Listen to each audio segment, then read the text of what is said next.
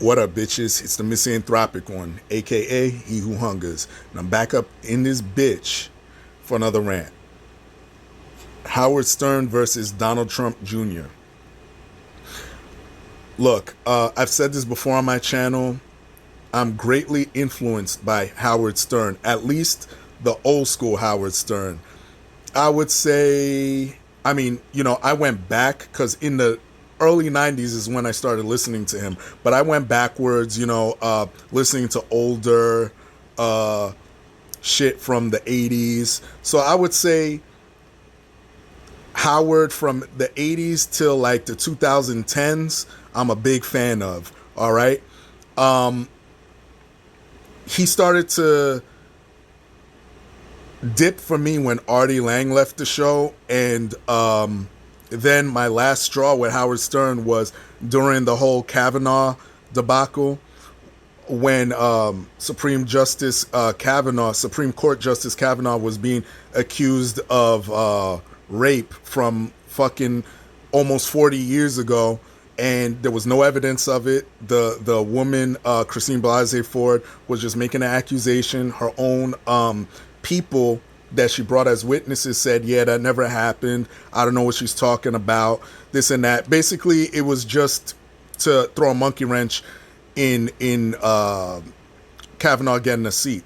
But what Howard Stern said, and I'll never forget, I was in the gym working out, and when I heard him say this, I turned it off immediately. I never looked back. He said, yeah, Kavanaugh deserves to have his life ruined. And mind you, this was off an accusation. He was never found guilty. None of that stuff. This is off of basically what this girl is alleging. Yeah, so he should have his life ruined. After that, I stopped listening to him because I couldn't take it anymore. But just recently, he went out here and said, yeah, Trump supporters should die by bleach ingestion, drinking bleach, or by injection. This is in reference to Donald Trump talking about this whole coronavirus thing, and he was talking with scientists and saying, yeah, you know what, we got to find a way to disinfect the stuff, and we have scientists working on it. Is it going to be by injection or whatever? And Howard Stern was saying, yeah, Trump supporters should ingest bleach, essentially, right? It should die by doing that. And Donald Trump Jr. fired back at him via Twitter. So Howard had said something back. So Donald Trump Jr. retweeted a blackface sketch that you can see as a screenshot I got right here, that he was making fun of Ted Danson, and he had the late Sherman Hemsley by his side making fun of Whoopi Goldberg. And let me tell you something, for all you little social justice warriors that are angry anytime you see blackface and everything, you should be canceling this dude immediately. All right? And me personally, again, look, I understand racial humor, comedic context, so I'm not fucking offended.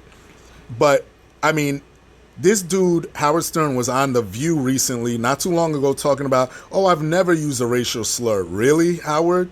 I used to listen to your show religiously, and you dropped nigga several times, not just in this blackface sketch, but also another example is you did a parody of the DMX song, My Niggas. Listen, you've dropped nigga several times even after that.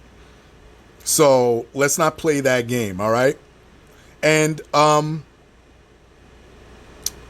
comedic context is important because cancel culture didn't really exist back then when Howard did this.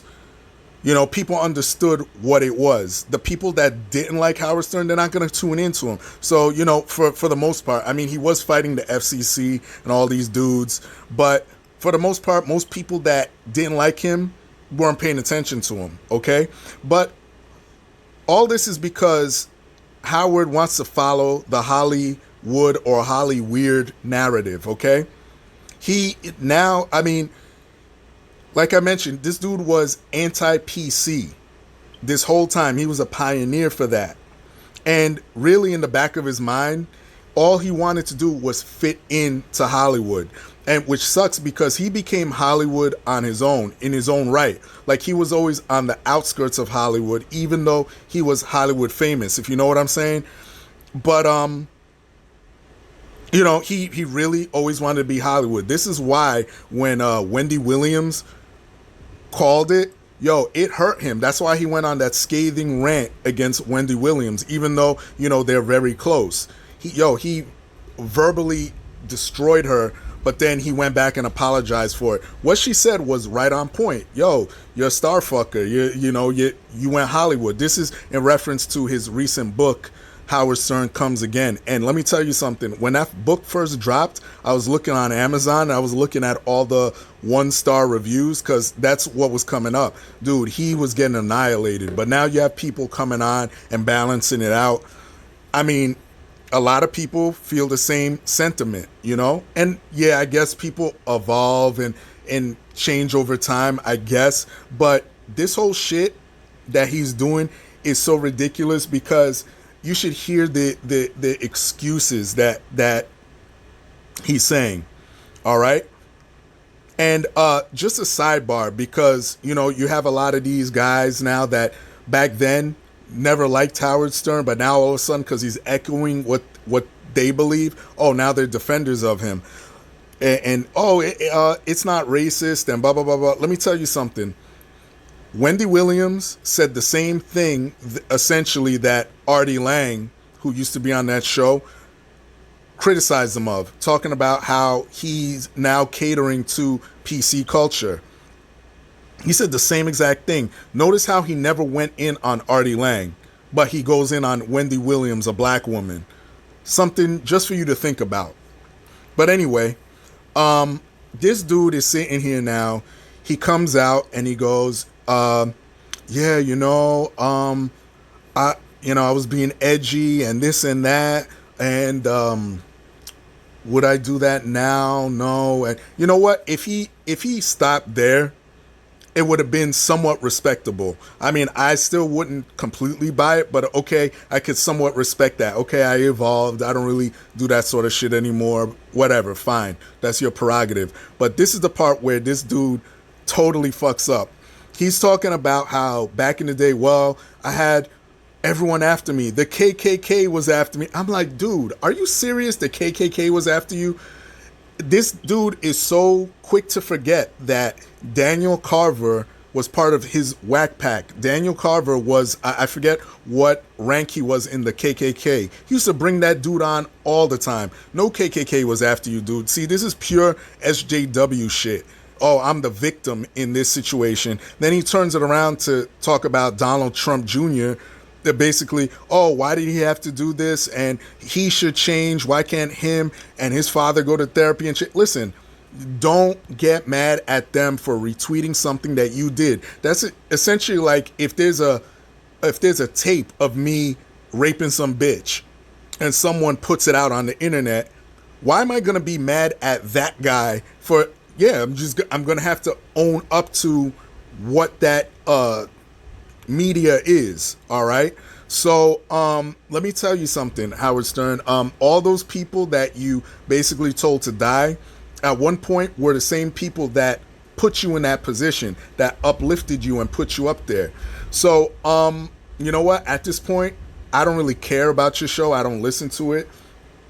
You know, you're a multi-million-dollar fucking dude. You want to be Hollywood. You want to snivel up to your best friend, Jimmy Kimmel, who, by the way, I can't wait for him to get caught up in his blackface controversy, because he did that thing impersonating Karl Malone, and his use of the word nigga, because on his Christmas album he did years ago, when he was doing I guess he was parodying Snoop Dogg and in the LBC, and he was dropping nigga and all that. Hey, listen, it's only a matter of time. You wanted Hollywood and you got it. So don't be the victim. Be a grown-ass man and stay sniveling other celebrities' asses, all right? But that's all I got to say. Y'all know the deal. Leave your love, leave your hate. Most of all, subscribe. Follow me on BitChute and Brighteon under the Misanthropic One.